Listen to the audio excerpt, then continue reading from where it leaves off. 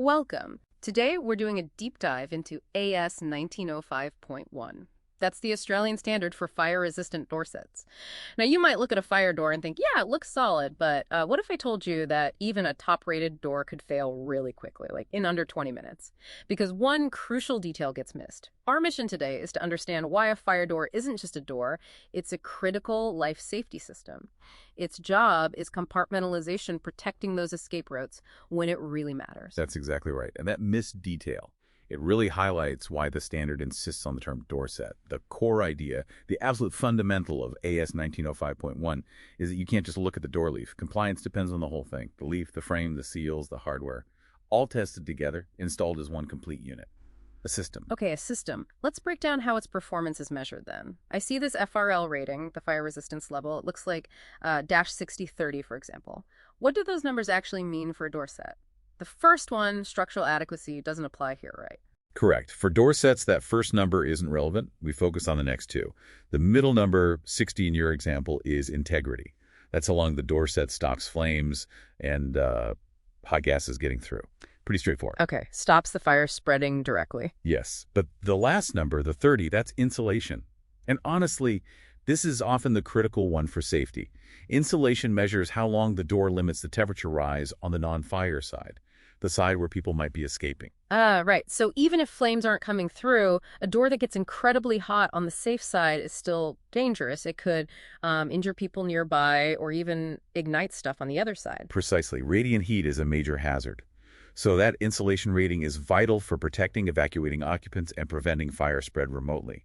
It keeps the escape route tenable. And this is all mandated under the National Construction Code, the NCC, as a deemed to satisfy solution. That's correct. The NCC points to AS 1905.1, and compliance requires testing the entire door set system according to AS 15.4.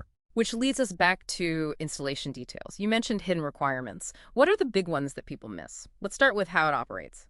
Well, the most fundamental operational rule baked into the standard is that every single fire door set must be self-closing and self-latching.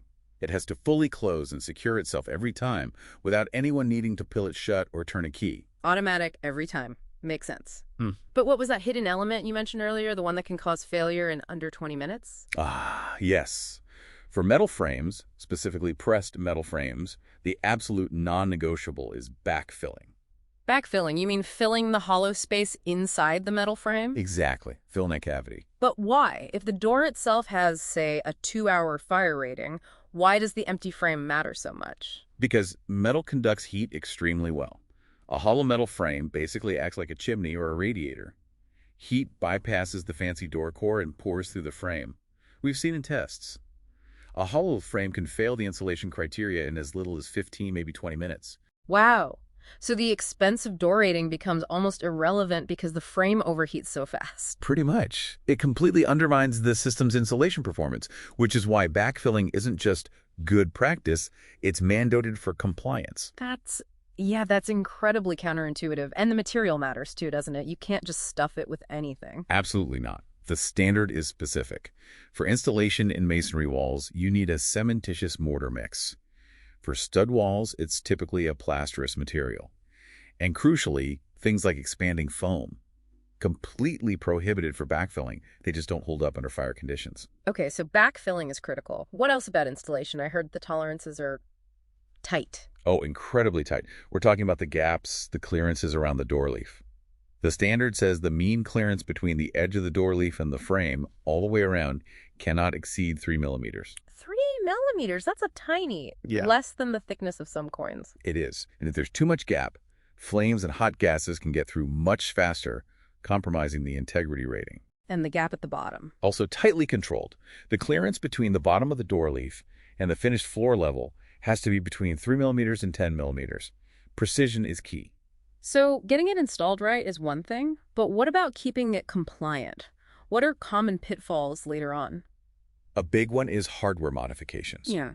Remember, the door must self-latch. Anything added later that prevents that automatic latching is a major violation. It voids compliance. Like what kind of things? The most common offenders are things people add for, extra security.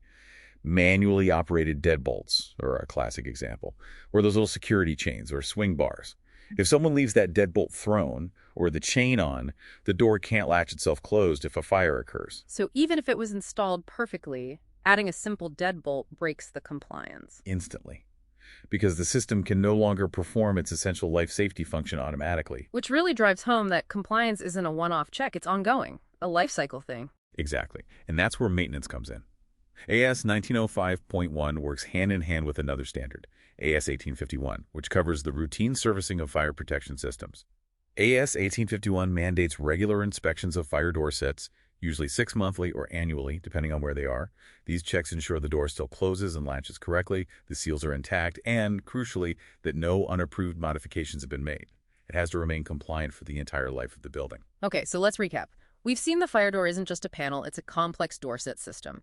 Success depends on understanding the FRL, especially insulation, and incredibly precise installation, things like that mandatory frame backfilling and those tiny 3mm gaps. Which leads to a final thought, really, for you listening. Consider this. A building manager oversees maybe hundreds of fire doors.